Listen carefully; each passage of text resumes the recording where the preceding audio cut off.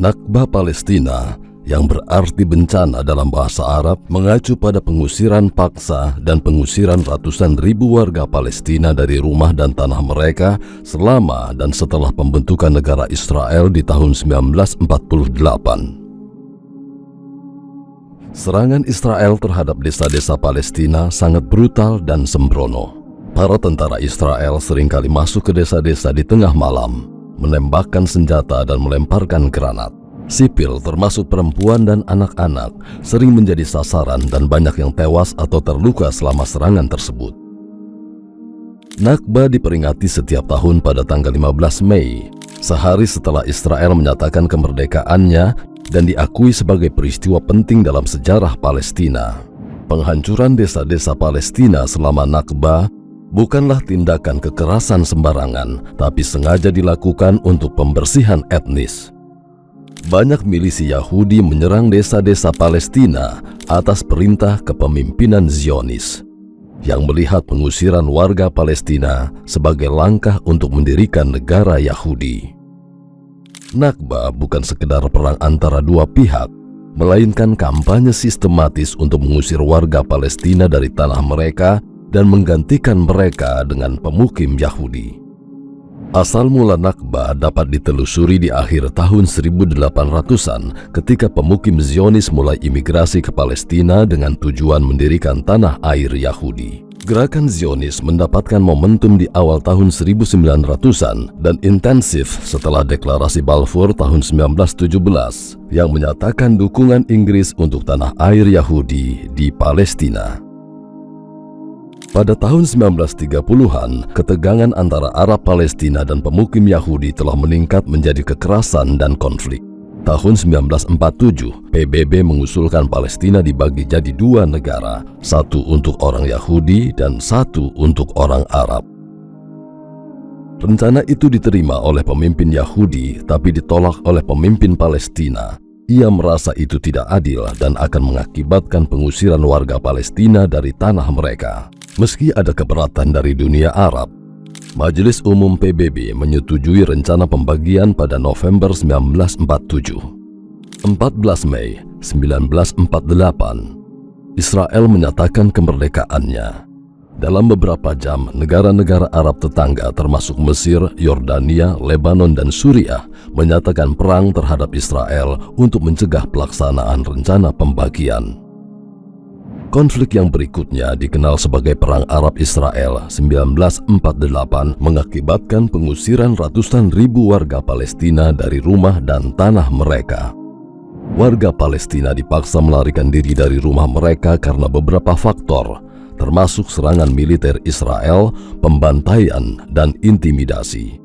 Mereka diusir dengan paksa sementara tentara Israel memaksa yang lain untuk pergi. Mereka yang tetap tinggal di rumah mereka seringkali menjadi korban kekerasan dan pelecehan. Pada akhir perang, diperkirakan sekitar 750.000 warga Palestina telah dipaksa mengungsi dan lebih dari 500 desa Palestina telah dihancurkan.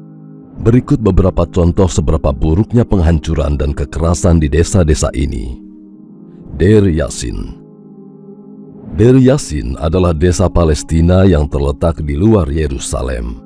9 April 1948, milisi Zionis, termasuk anggota kelompok Irgun dan Lehi, menyerang desa tersebut. Serangan yang sangat brutal, pemerkosaan, mutilasi, dan pembunuhan warga sipil tak bersenjata.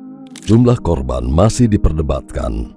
Sumber Palestina menyebutkan lebih dari 100 orang tewas, sementara sumber Israel menyebutkan jumlahnya sekitar 40. Serangan terhadap Deir Yassin memiliki dampak mendalam pada psikologi warga Palestina. Sering dikutip sebagai contoh kekejaman Zionis terhadap warga Palestina. Desa itu hancur total, warga yang tersisa dipaksa melarikan diri. Saat ini, situs Deir Yassin jadi situs peringatan dengan sebuah museum dan monumen untuk para korban pembantaian. Lifta. Lifta adalah desa Palestina yang terletak di pinggiran Yerusalem. Desa ini terkenal dengan mata air alaminya dan arsitektur indahnya dengan banyak bangunan yang menggunakan batu alam tradisional Palestina. Selama Perang tahun 1948, Israel merebut Lifta dan warga yang tersisa dipaksa melarikan diri. Saat ini, Lifta adalah salah satu dari sedikit desa Palestina yang tidak sepenuhnya hancur selama Nakba. Namun, desa ini telah ditinggalkan selama beberapa dekade dan bangunannya dalam keadaan rusak. Ada rencana untuk merobohkan desa dan menggantinya dengan pengembangan perumahan mewah. Tapi rencana ini mendapat perlawanan dari aktivis yang ingin menjaga sejarah dan budaya desa tersebut. Safuria. Safuria adalah desa Palestina yang terletak di wilayah Galilea di Israel. Desa ini terkenal dengan kebun zaitunnya dan juga sejarahnya, dengan reruntuhan sinagog era Romawi terletak di dekatnya. Selama Perang tahun 1948, Safuria diserang oleh milisi Zionis dan warga yang tersisa dipaksa melarikan diri. Saat ini, Safuria adalah kota di Israel Zipori, tanpa jejak peninggalan Palestina. Namun, reruntuhan desa masih bisa dilihat di pedesaan sekitarnya dengan bangunan-bangunan yang hancur dan sisa-sisa pohon zaitun menjadi pengingat masa lalu desa tersebut. Tarsiha. Tarsiha adalah desa Palestina yang terletak di wilayah Galilea di Israel. Desa ini terkenal dengan kebun zaitunnya dan sejarahnya, dengan reruntuhan kastil era Perang Salib terletak di dekatnya. Selama Perang tahun 1948, Tarsiha diserang oleh milisi Zionis dan warga yang tersisa dipaksa melarikan diri. Saat ini, Tarsiha disebut Kfar Vradim, tanpa jejak peninggalan dari masa lalu. Tapi, reruntuhan desa masih bisa dilihat di pedesaan sekitarnya, dengan bangunan-bangunan yang hancur dan sisa-sisa pohon zaitun menjadi pengingat masa lalu desa tersebut. Dampak Nakba sangat menghancurkan rakyat Palestina. Pengusiran paksa dan kehilangan tanah, properti telah menciptakan diaspora Palestina. Banyak di antaranya terpaksa tinggal di kamp pengungsi di negara-negara Arab tetangga. Warga Palestina yang tetap tinggal di Israel setelah Nakba dikenai hukum dan kebijakan diskriminatif, termasuk penyitaan tanah dan penolakan hak-hak dasar mereka. Penghancuran desa Palestina dan pengusiran paksa warga Palestina menghasilkan kerugian budaya dan sejarah yang mendalam bagi rakyat Palestina. Banyak desa Palestina telah dihuni selama berabad-abad dan penghancurannya berarti kehilangan rumah dan tanah leluhur.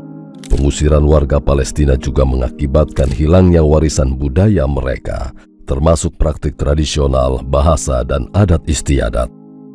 Penghapusan sejarah dan budaya Palestina adalah tema umum dalam kisah desa-desa yang dihancurkan. Banyak dari desa-desa ini adalah komunitas berusia berabad-abad dengan tradisi budaya dan sejarah yang kaya. Penghancuran desa-desa ini tidak hanya mengusir penduduknya, tapi juga menghapus identitas budaya. Pemberian nama baru desa-desa ini dan pendirian kota-kota Yahudi di atas reruntuhan mereka adalah upaya jelas untuk menghapus kehadiran Palestina. Hukum kewarganegaraan Israel pertama yang disahkan pada 14 Juli 1952 mencabut kewarganegaraan Palestina, menjadikan kewarganegaraan Palestina sebelumnya tanpa substansi, tidak memuaskan, dan tidak sesuai dengan situasi setelah pendirian Israel. Meskipun penghancuran di mana-mana, beberapa komunitas berhasil bertahan. Komunitas-komunitas ini seringkali terletak di daerah terpencil dan mampu menahan serangan Israel. Meski begitu, desa-desa ini tidak terhindar dari dampak Nakba karena hubungan dengan desa tetangga seringkali terputus dan dipaksa hidup dalam isolasi. Saat ini, banyak warga Palestina memperjuangkan hak untuk kembali dan pulang ke tanah leluhur mereka. Hak ini dijamin oleh hukum internasional dan warga Palestina berargumen bahwa mereka memiliki hak hukum dan moral untuk pulang ke rumah dan tanah sebelum mereka dipaksa mengungsi. Namun, Israel secara konsisten menolak hak untuk kembali ini. Masalah ini tetap jadi sumber ketegangan dan konflik utama di wilayah tersebut. Nakba memiliki dampak psikologis mendalam pada rakyat Palestina.